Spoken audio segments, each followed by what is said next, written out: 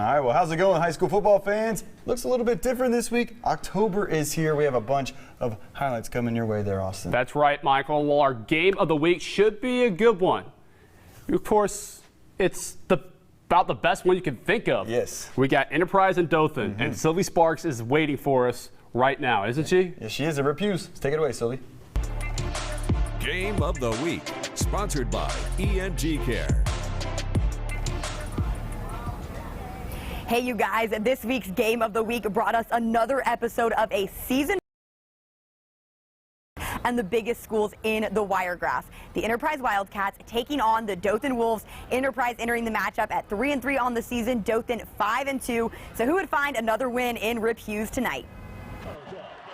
Here come the Wildcats from the City of Progress. And how about the Circle City's own Dothan Wolves? Opening drive for the Wildcats. Amari Griffin runs it in for the touchdown. 2-point conversion is good. It's 8-0 Enterprise. Dothan with a chance to respond. It's Raymond Blackman taking it 24 yards to the house, now 8-7. Wildcats ball. Quarterback Aiden White puts up a 36-yard pass and connects with Michael Johnson in the end zone for the score, 15-7 Enterprise. Second quarter now, 3rd and 9 for the Wildcats. This time, White completes a 33-yard pass to Dylan Baldwin. On the next play, White again connects with Baldwin to give the Wildcats 7 more. They lead 22-7. And how about another one? This time, Michael Johnson takes the snap and runs it all the way back to the end zone for the house call, and the Wildcats score. It's 29-7 Enterprise at halftime. And Dothan found the end zone a few more times in the second half, but the Wildcats would get the victory 51-28 over their rival. Enterprise travels to Opelika next week, and Dothan has the week off. That's all for Game of the Week. Back to you, Michael and Austin. All right, thank you very much, Sylvia. Moving down to 5A, another region bout that could also decide a playoff spot. That's right, Michael. Headland makes a trip to Ozark to take on Carroll. Both teams really need this win, and Headland has a hard time winning on the road, and Carroll has a good time winning there, so we'll be curious. For number 4, Lakeith Person at the 2-yard line. They say he gets in. They go up 21-0, and Patrick Plott, no, he's plotting for another score. All of a sudden, Jaquan Cooper would get the kickoff recovery, and sure enough, Peyton Plott, 24 yards to Carson Edwards. The Carroll Eagles go up 28-0.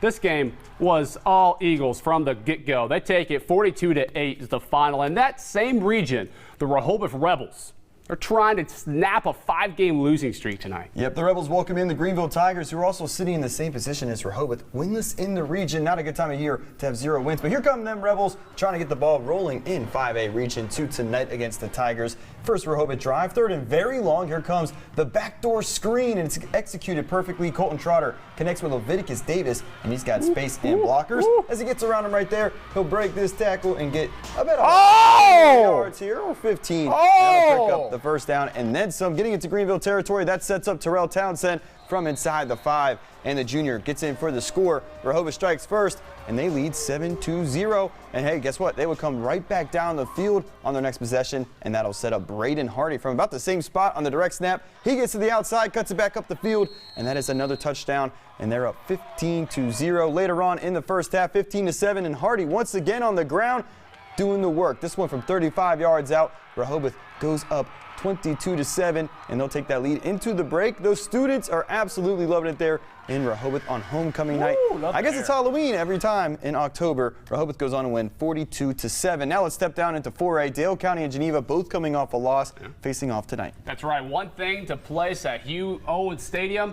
Both teams sitting at 2-5. Panthers up 7-0 at this point. Warriors inside the 5, and they give it to DeMarcus Smith to punch that one in for 6. First touchdown of the game. Now Panthers try to get something going in this next one. It's Kinston Tolbert taking the handoff, shaking and baking all the way 15 yards. Big play for the Panthers. Big play set. The Panthers up for good scoring position, of course, to hand it off to Michael Moore, who calls his own number, sneaks it in. Okay, Geneva students excited about the Panthers offense, that's for sure. Now, Panthers loving the goal line tonight, of course, and I promise you this much, it's not a replay. Michael Moore punches himself in again and climbs over the O-line for the second time tonight. Man, that guy's just having a great night. Geneva takes this one over Dale County, 35-7. A great one. Now, on the other side of the break, We take a look at 4 games happening at the 2A level. Michael? That's right. We have Ayrton and Abbeville Cottonwood hosting GW Long and Wicksburg at Sampson. So don't go anywhere. We'll be right back.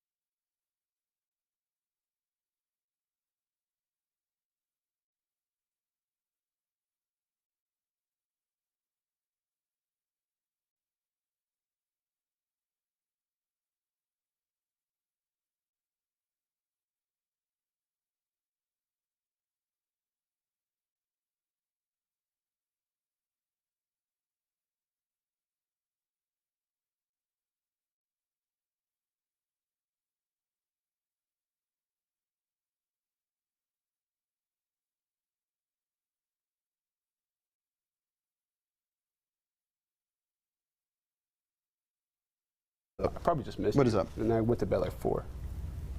Open it back up with me, baby. Where'd you go? There. See if it's OT. What is It it? should have dropped.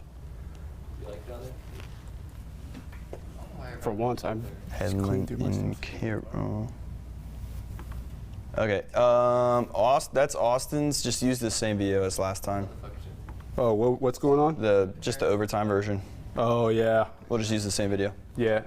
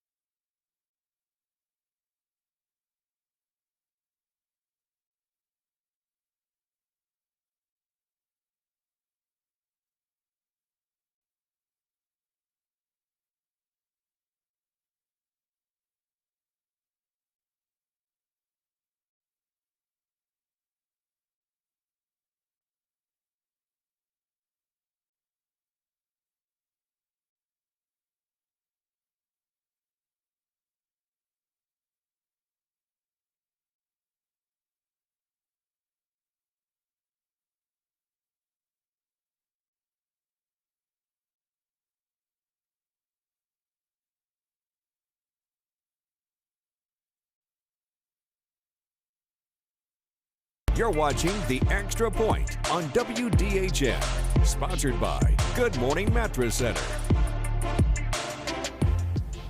That worked out perfect. Welcome back.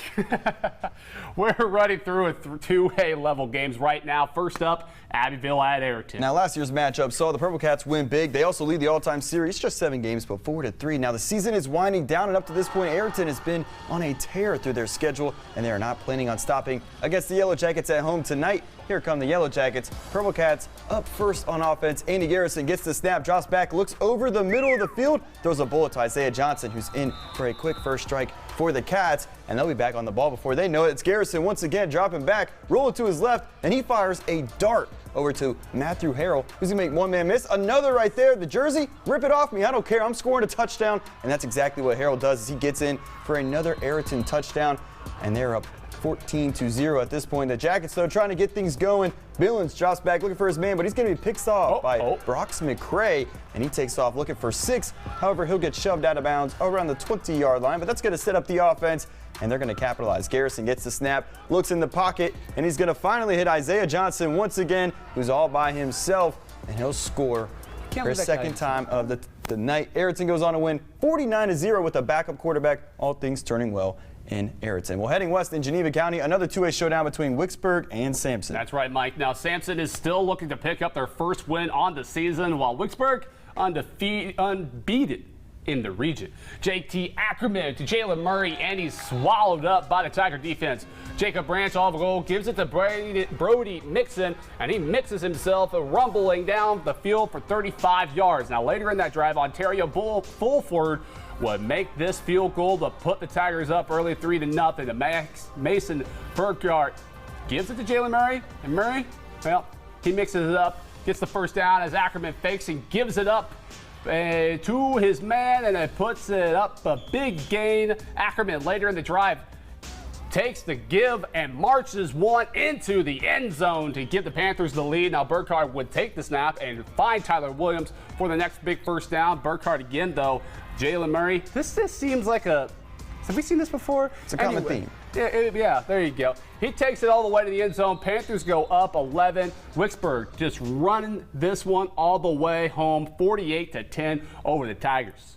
And now to Ayrton's crosstown rival, GW Long, taking on the Cottonwood Bears. That's right, Austin. These two teams are separated by just one game in the region, so a lot on the line in this one. Here we go as both teams approach here. As the captains meet at midfield, GW Long ahead so far. First quarter, 7-0 Rebels. Bryson Hughes is going to throw it deep to Jakar Redding for a 45-yard touchdown. Right there as he got a little mix in with the cheerleaders. Nonetheless, the Rebels score there. And there's a bad snap on the Rebels offense. Oh, but wait for it. Wait for it. Braden Whitehead slips past the defender, and that's going to make him free at last. That's a touchdown right there. Jakari Redding, Braden Whitehead had themselves a game. Whitehead, 3 catches, 127 yards. He saw one right there, and they are up big on the road. Second quarter now, it is 21-0 GW Long. The handoff goes to Braylon Morris. He'll plow his way through for Cottonwood's first touchdown of the night.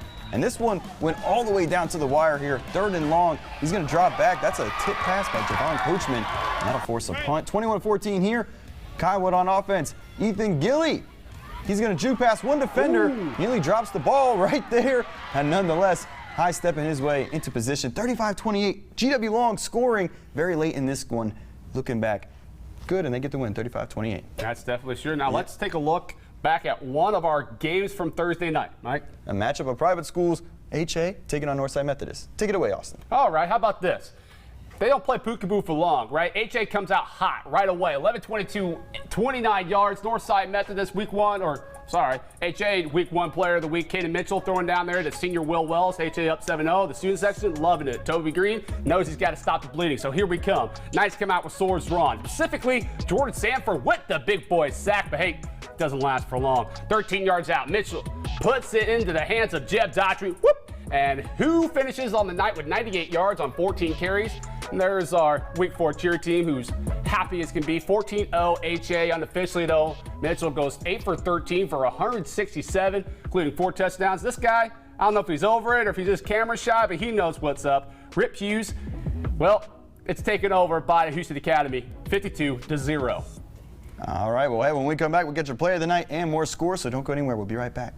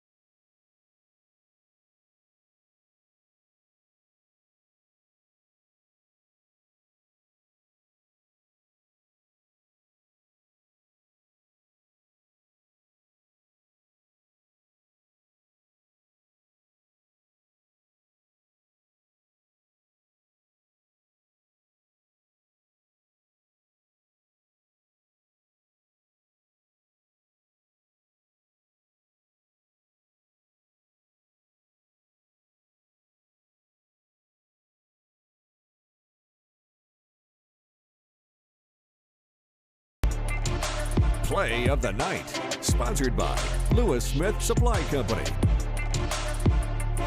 All right, our play of the night comes courtesy of the Ayrton Purple Cats. It's Andy Garrison, the backup quarterback, finding Matthew Harrell, and he's going to make one man miss right there, another, and he's going to hold on to the jersey. You saw it earlier, but it doesn't matter. The Purple Cat is going to score just one of 7 touchdowns, courtesy of the Purple Cats tonight. They're always rocking and rolling there. All right, let's go ahead and take a look at some scores throughout the other scores here in the Wiregrass. That's right. Opp at Daleville.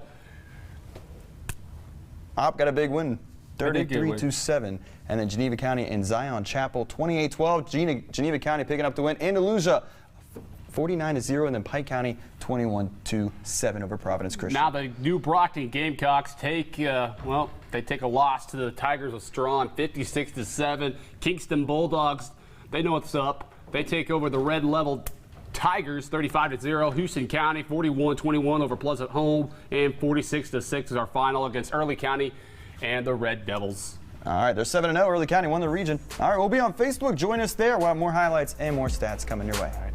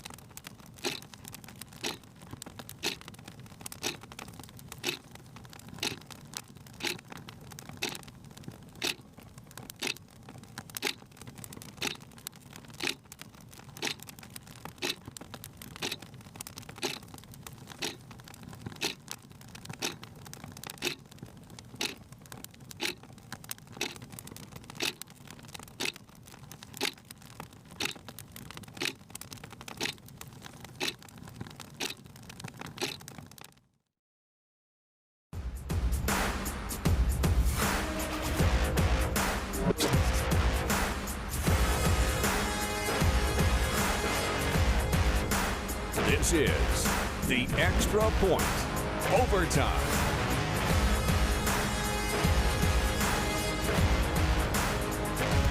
Welcome to another episode of the Extra Point Overtime Show. Thank you for joining us. I'm Austin Greeland, your host. And I'm Michael Rieger. We're going to kick things off like we always do with our game of the week and maybe really of the season here, Austin. Yeah, Two biggest schools clashing head-to-head with a whole lot on the line. We're talking Enterprise and Dothan. That's right, Mike. Game of the Week, sponsored by ENT Care. Now, we really don't need to hype this one to get up. I mean, Rank, come on. Do we really need to hype this one I don't up? think we need to. If you're from Enterprise, you're from Dothan. This has been one of the best games for almost a century now. So Enterprise, they have to win, though. They already have 3 region losses. Dothan only has 2. So let's go and get into it. Here come the Wildcats from the City of Progress. And how about the Circle City Zone? Dothan Wolves coming out to a light show, the smoke show. All of it looking good for Dothan. However, for the Wildcats, Amari Griffith's going to open up the scoring here. That's a touchdown plus a 2-point conversion. 8-0 Enterprise. Here come the Wolves. Raymond Blackman gets to the yard, and 24 yards later, he's in the house. It's now 8-7 in favor of Enterprise, and they're going to add to it. Aiden White puts up a 36-yard pass and connects with Mikkel Johnson, the do-it-all back. He scores 15-7 in favor of the Cats. Now to the second quarter, 3rd and 9 for Enterprise. White completes a 33-yard pass to Dylan Baldwin. On the next play, White connects with Baldwin again, and they're now up 22-7, and they are looking good on the road over their rival. How about another one, though? Mikael Johnson, he's going to get the ball, and he's got a whole lot of green ahead of him as he runs away from our camera person down the sideline untouched.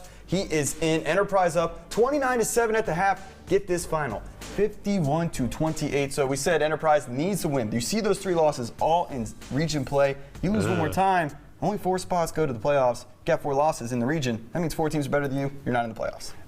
That's true, Mike. All right, let's move on down to the 5A level. Another region bout that could also decide a playoff spot. That's right, Mike. Headland makes a trip to Ozark to take on Carroll. Both teams need a win. Now, Headland plays better on the road. Carroll plays better at home. So who can take this one over? Okay, we start you off. Second quarter, Lakeith Person. Second yard line, gets it in, 21-0, and Patrick Plott looking to plot himself some more scores. Here's a kickoff recovery by number 17. You know who he is now. Peyton Plott, 25 yards to Carson Edwards. And look at that shot. Carroll goes up 28-0, and it's simple. They take it over 42-8 over Headland. And in that same region, the Rehoboth Rebels are trying to snap a 5-game losing streak. And Mike, could they do it? Yeah, well, let's find out. They're hosting the Greenville Tigers in the same position as the Rebels, winless in the region. And here comes Rehoboth, their cheer squad, all ready for homecoming night in Rehoboth. And here they are, first drive of the game. It's third and very long, about 3rd and 18. But the backdoor screen tends to be an effective play in this situation. Colton Trotter connects with Leviticus Davis. He breaks a tackle there. He's got some blockers out in front. He's going to break one more tackle here as he gets spun around. And he's going to pick up about 15 more yards down the sideline before he's finally pushed out. And that'll set up Terrell Townsend on the direct snap, and he'll get in from inside the 5. Rehoboth strikes first. They're now up 7-0, and it wouldn't take long for them to score again. This time, it'll be courtesy of Braden Hardy. This time, again, it's inside the 5-yard line on another direct snap. This time, he'll take it to the outside, and he'll cut it back up the field before getting in for pay dirt, and it's now 15-0. Later on in the first half, 15-7. Back to Hardy. Rehoboth goes the direct snap, and Hardy has green grass to run through. The junior takes this one 35 yards to the house. Rebels up 22-7 at the break. Woo, look at that move. Students, well, they love it here on homecoming night because you got to. And it's October, so that meant the fans were out and about. 42-7. Rehoboth gets their second win on the year. Well, now let's go to 2A. Cottonwood taking on GW Long. That's right, baby. These two teams are separated by just one game in the region. So tonight, well, let's just say it's an important one. Both teams approach at midfield, and you can feel the tension in the air. Right away, here we go. First quarter, 7-0. Hughes, you know what he's doing. Hewing it up. What? Oh, there it is. Kukwire ready for the 45-yard touchdown. Second quarter, 14-0. Rebels. Bad snap, line drive. Boom, it's a bullet. Braden Whitehead slips past the defense to take it all the way home. Whitehead finishes with 3 catches on 127 yards and including the winning touchdown on the ground at the last minute. He also had 13 tackles on the dark side of the ball. Now, second quarter, 21-0, GW Long handoff to Braylon Morris, excuse me. He plows through the defenders for Cottonwood's first TD of the game. Third down, though, Long drops back. Look, Devon, coach. Nope, not there. That means they got a punt. Second quarter, 21-14. Pass to Ethan Gillen. Dukes pass the defender. Wait for it. Oh, he's going 40 yards is what he gets, and that leads to a touchdown. Now, GW Long takes this one over the Cottonwood Bears in a 35-28 final. Hughes throwing 434 yards on passing. He was 21 for 39 with 4 touchdowns. What a great night for GW Long. And while we're running, let's run through a 2A level game. First up, Abbeville, Ayrton. Yep, this game last year, not so one-sided. Purple Cats getting the win. They also lead the all-time series at 4-3. Now, the season is winding down, and up to this point, Ayrton has been on a tear. They've only had 1 loss. None in the region, however, continuing that hot streak, trying to do that against Abbeville as they come out in the tunnel. Purple Cats on the ball first. Andy Garrison gets the snap, drops back, looks over the middle. He'll find Isaiah Johnson in for a quick strike.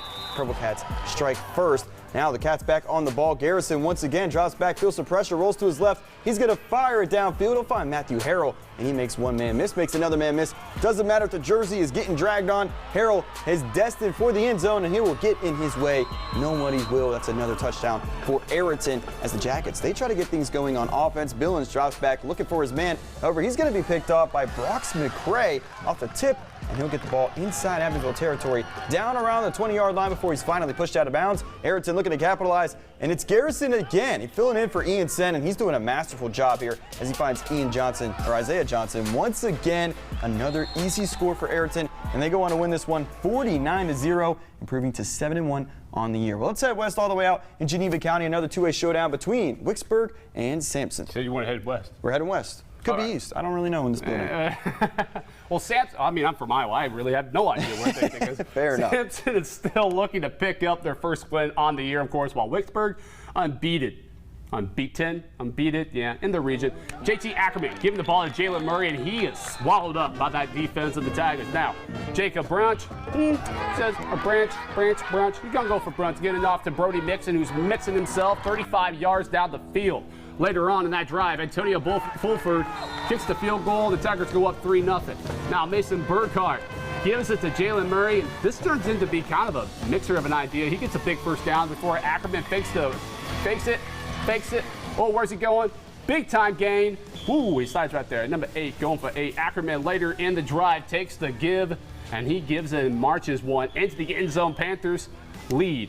Burkhardt would take the snap and find Tyler Williams for a big first down before Burkhardt again finding Murray again, who follows some blocks and punts and yits and yangs, and Panthers go up 11. They really just, well, get it done. 48-10 is the final there in Sampson. And one step down in 4A, Dale County, who's coming off a loss to Slocum with the what was it, the game of the week last week? It was. Yeah.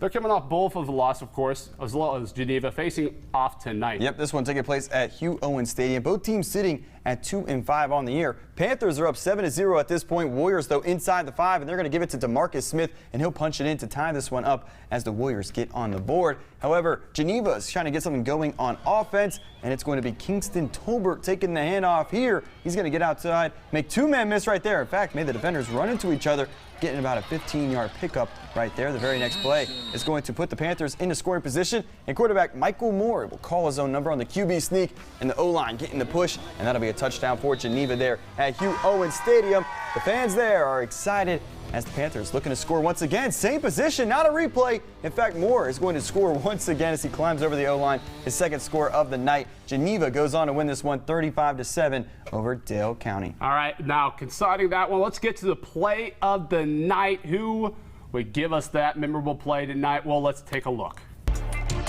Play of the night, sponsored by Lewis Smith Supply Company. Here she be, Aiden Garrison, dropping back. Boom!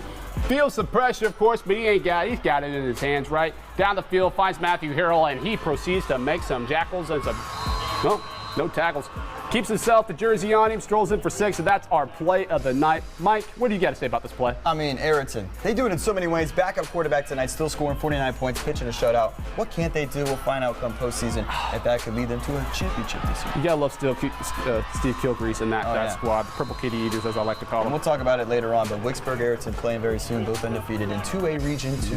All right, well, let's go ahead and take a look at some scores from around the Wiregrass tonight. We'll start with visiting Daleville, getting the win 33-7. Geneva County had Zion Chapel 28-12. And then, of course, Andalusia taking it all the way home over Slocum, 49-0 over the Red Tops. And then we got Pike County. The Bulldogs did what they needed to, 21-7 over the Providence Christian Eagles. It's a rough one. Let's take another look at some more games. New Brockton Gamecocks couldn't get it done against the Tigers of Strawn. 56-7 is the final there. Kingston doing what they like to do best on the road. They take over the Tigers of Red Level, 35-0. And then Houston County getting their first win of the year on the road as well against Pleasant Home, 41-21. Early County, 7-0. Region champs beating Randolph Clay, 46-6. And we talked about next week. Let's go ahead and look at 4 games that we're going to cover. Ayrton and Wicksburg, you booked this one as game of the week. Undefeated in 2A Region 2. What else can you say? And then in the same region, GW Long and Abbeville. Yeah, then we got the Daleville Warhawks, who have found themselves in a 3-game winning streak, but since then, fell, of course, tonight. They're going up against the Providence Christian Eagles, who need to win and bounce back. They're both sitting 3-5 so far. Now, Ashford Yellow Jackets 1-6 on the season. Ashford's had a rough go around, of course, but they're looking to pop back off at 1-6. But yet again, the Gamecocks and New Brockton sitting at 0-7. So that'll be an interesting game to see who comes out on top of that one as well. Yep. All right. So let's basically do it here tonight. Another great week of high school football. A lot to talk about, obviously, going into the next week. But hey, playoffs are looming in the distance, so if you're anywhere near playoff contention, better get everything wrapped up and play your best football right now. That's right, Michael. It's been amazing just to be from Iowa, come down here to the Southern football, see how they do things down here. It's a whole different ball game. It is a whole different ball game. I can't wait for baseball season. Y'all might not be. Nah, we're still in the fall. It's football time. I mean, yeah, I'm just a baseball guy. I love baseball. But anyway, long story short, guys, thanks for joining us tonight. Always make gains, always find a way, and keep on grinding. Committed 365, baby. I'll catch you next Friday.